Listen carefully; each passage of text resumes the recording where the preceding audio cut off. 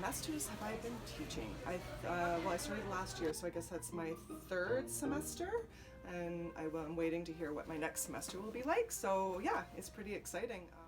How have you prepared for teaching? So have you participated in any teacher training or workshops prior to or during your initial starting of teaching? The teacher training that I have done is through with Algonquin, there's a certain amount of classes that you have to take in order to do that. So I've finished all of those. I'm interested in maybe doing. They have more training available, so maybe I'll do that. One of my main things is that I'm trying to be consistent along the board with all the other teachers. So how are we marking? I know that maybe I might be a bit too lenient. Some people might be a bit too tough. Admittedly, the first semester was a bit overwhelming because I want to do good, and it's something that I really enjoy doing.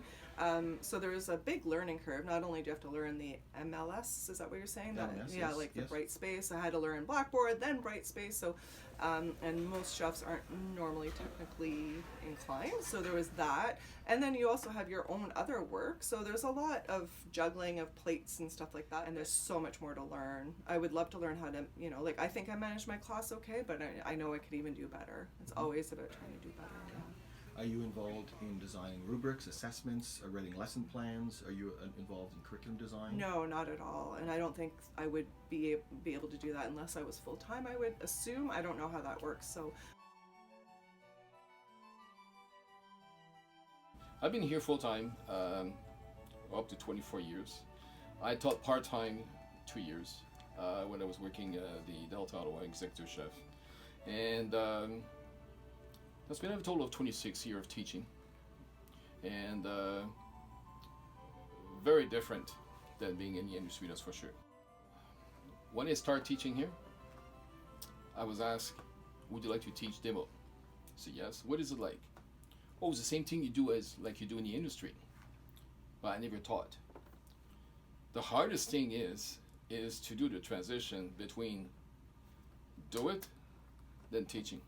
And the teaching part of it was one of the greatest thing I ever done when I started part-time here. Because when I start part-time, I had to slow down. I had to repeat myself so the student understand. In the industry, do it. If you cannot do it, you either demoted or you're fired.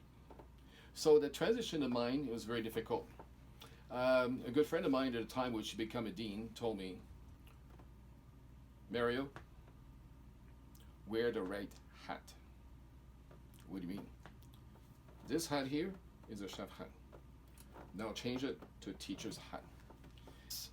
What we're doing to any part-time teachers, I think we need something that is more profound as far as how to get there and how to achieve this. Each one of us have different approach of teaching.